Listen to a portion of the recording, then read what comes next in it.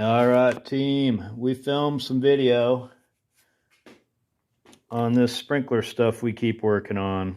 I call it the Rainbird 33 series. But it's these valves, the station heads, and the keys with the sprinkler heads or hose head. You can put whatever on a key. You can do a lot of stuff with the keys. Anyway, the video got way too long to be part of the weekly video. That's what it was originally going to be. It was just a blurb in the weekly. But it got way too long. So I'm going to make it its own video.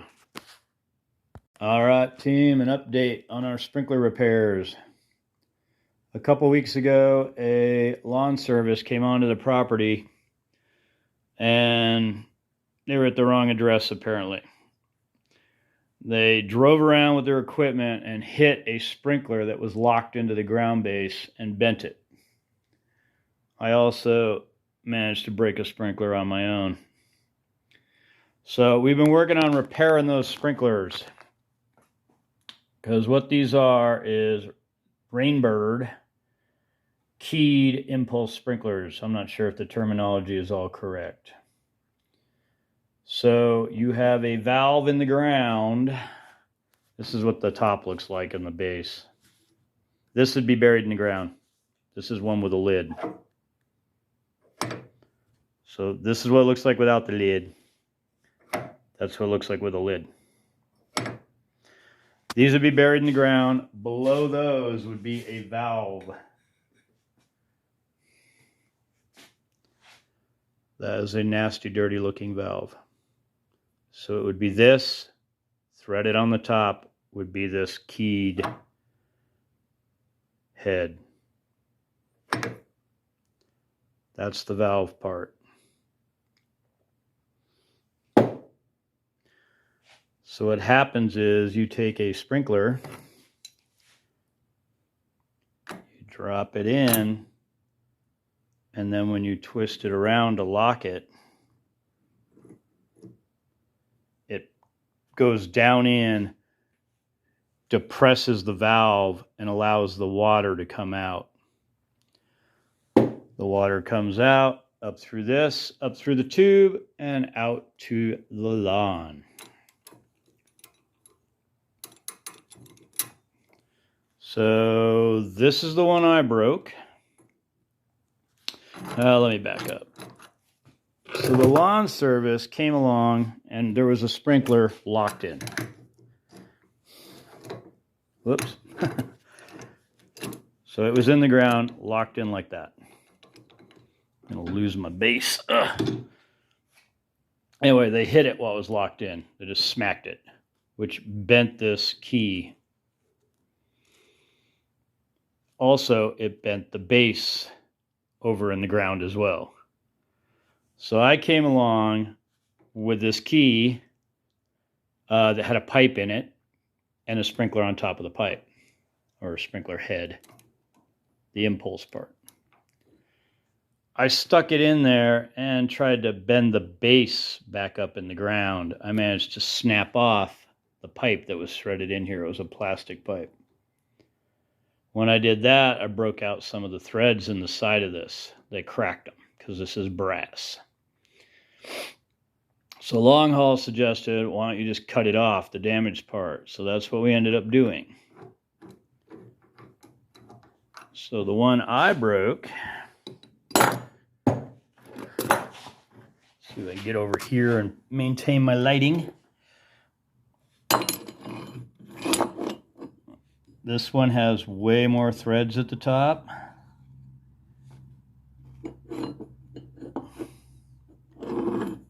Because we cut off the damaged threads. That's how much we cut off. Then I force threaded. I didn't cross thread it. I just cleaned up the threads using the sprinkler head that the other lawn service smashed. They bent the distance adjuster, and they also bent one of the side-to-side adjusters. I don't know the proper terms for all of these. But I think that's all they managed to damage on that. I'm not sure. I haven't tried it. So when I broke my sprinkler, I didn't damage the sprinkler head. I just broke the key. So we cut it off. I force threaded this already messed up key into it to clean up the threads. And now I believe this is good to go. It's going to work. Because all I need to do is fix this connection here. You shouldn't have to use Teflon tape for this because that's tapered. So the more you tighten it in, the tighter it gets. I don't know if you can see the taper. Some plumbing things, I think all plumbing things are tapered. So the farther you crank them in, the bigger the diameter is getting as you crank it in. Anyway, so I think we got this one fixed. If you remember, a couple weeks ago, I showed you the damaged sprinkler, and this key, this is the key, like went down and then just hooked off to the side. I don't know how dramatically, I can't remember, but it hooked off to the side because they hit it and bent it over.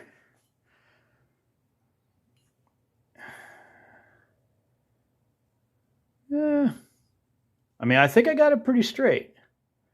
The only problem is when I was straightening it, I kind of ovaled it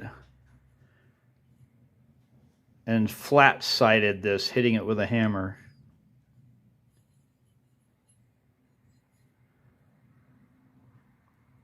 I don't think you can see where I flat-sided it. I don't know if you can tell it's ovaled. I mean, this part, that part I was definitely ovaled, but that part's pretty easy to fix because I can just put it on the anvil here and just keep turning it and turning it and turning it and getting it back into a round. It's not perfect, is it? Anyway, the only reason it's important that I flat-sided it is when you put it in here and tighten it down. See how it's gapping back here? Which some of that's normal. They have a washer built into them. I'll show you that in a minute. But to help keep the water from spraying up between the key and the in-ground base.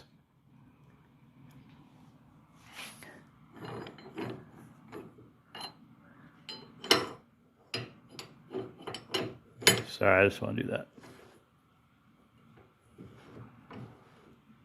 It's a much snugger fit in that one. Maybe not. This is a damaged one that we fixed a while back. That one, this one, it looked like somebody, it was in the ground and somebody came over and just hit it from the side and took this out around. I don't know if you can see how it's kind of flat here. Because I had to repound this back into shape. It would not accept a key. The key would not drop in because it had been smashed in from the side. This is also brass. That's why it's broken. That's where the lid is supposed to attach.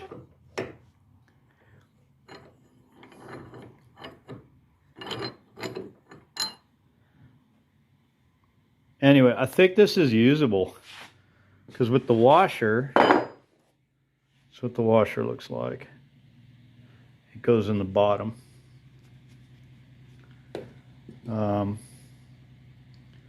Like so. And then when the key comes down through there, oh man.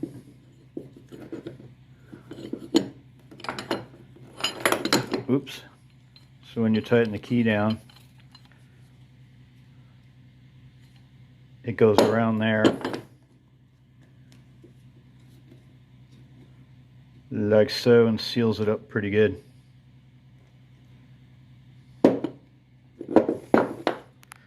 Let me get this apart.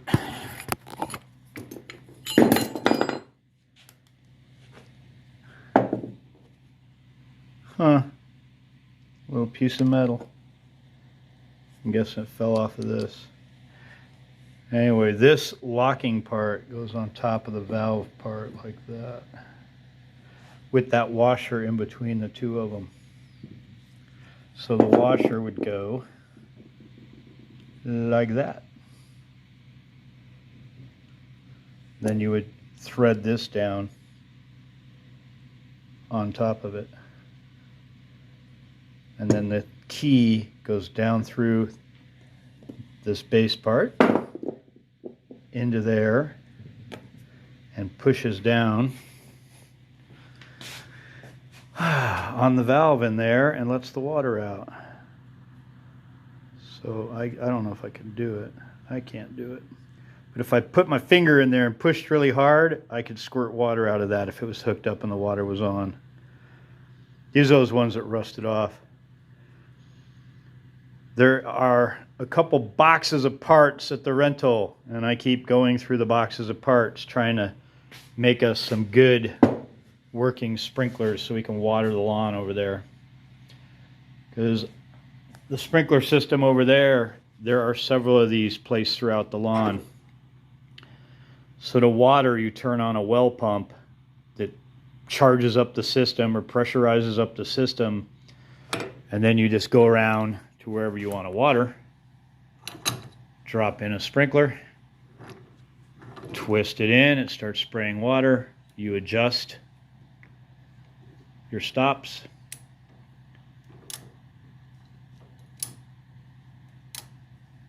and it just goes back and forth. Then when you're done watering that part, you go ahead and take it out, walk across the yard to wherever else you want to water, drop it in, tighten it down, and it sprays water out of there. There are also some keys.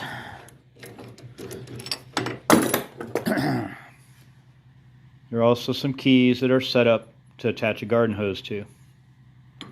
I do not have any of those. I mean, I'm really happy with the way this turned out, but what I think I might do is I might take one of the garden hose setup keys, take the hose off it, hook it on here where it's not as important that it'd be a good connection, and then take the undamaged, unmangled hose key and make it into a sprinkler. Because that way this mangled, damaged up one is only being used when you're using a hose, which my experience, not very often you use the hose. You put the sprinkler in for a couple hours, the hose, you plug it in and wash your car or spray down your rose bushes or whatever you're doing, and then you disconnect the hose. Anyway, that is where we are at on sprinkler repair. Oh, I still haven't fixed the other sprinkler. So this is the new sprinkler that the other company gave us. Or not us, but gave the property owner. It's so shiny, guys. Look at that.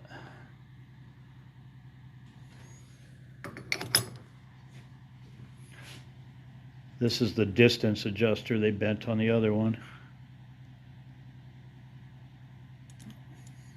If you drop this hood, it doesn't shoot as far, because the stream would come out of there, that brass circle right there.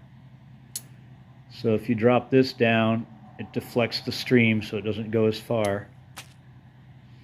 If you tighten in this grub screw, well, I wish that'd focus. But if you tighten in that grub screw, it interrupts the stream it breaks the stream and makes it more of a spray. That's what they bent. That's what this gizmo is here. It used to be this piece here.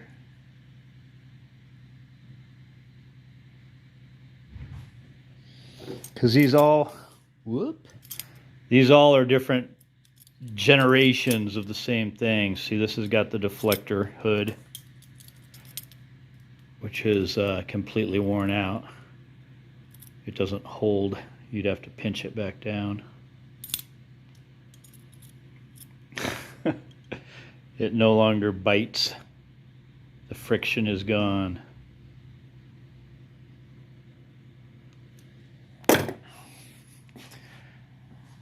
Anyway, super shiny, brand new, never had water in it. They Teflon taped that, which is fine. But like I said, it's tapered, so you don't have to. This is the new generation key. It's got a screw-in lever instead of a molded lever, which is cool. I'm sure it's a lot easier to cast it if you only do that with a threaded part instead of doing an actual lever coming out the side, and then you have a screw-in lever. It also is 2-tab. So it's got 2 of those aligning tabs or locking tabs or whatever you want to call them. Boy, look how much better that's made.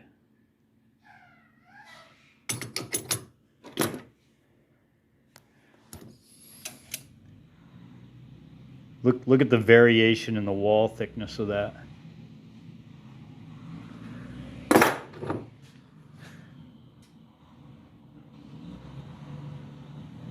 That's the one I pounded on. It's not perfectly round.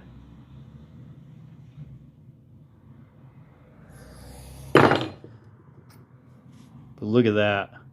Now, I don't know if part of that's just the use on the other ones, but wow.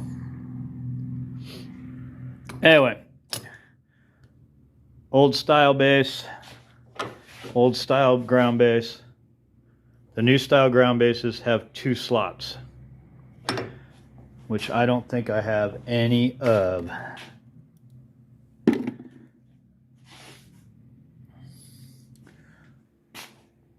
So, if you had the new style ground bass, this would drop in, and you'd be able to lock it. The new style ground bass, you would also be able to drop in a single and twist it in and lock it. You could either drop it in this side, or like I said, it's got 2 slots. You could drop it in that way as well, because there would be a slot here and a slot here. You can have the new style key work with the old one. You just got to ground off one of the tabs. So that's what we're going to be doing with this to make it work.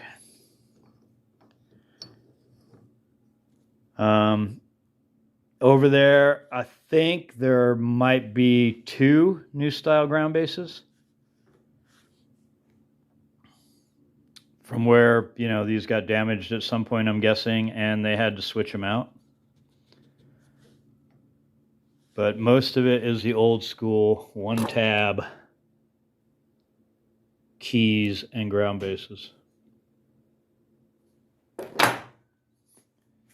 Anyway, far too much information. But if you ever got to work with this stuff, hopefully you know something about how to do it now. Anyway, I'm going to get back on fixing these. All right, team, I went ahead and grabbed a new style station.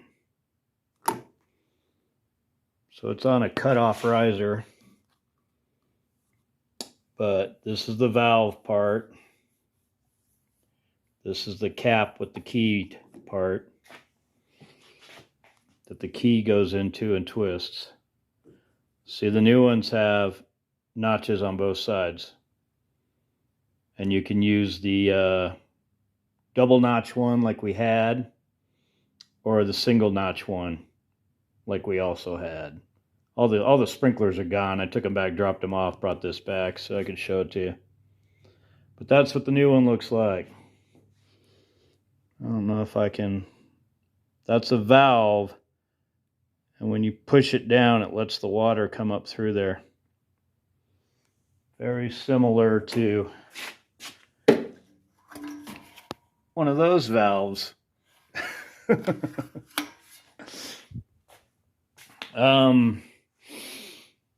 Don't quote me on this, but I believe the yellow indicates that this is potable water.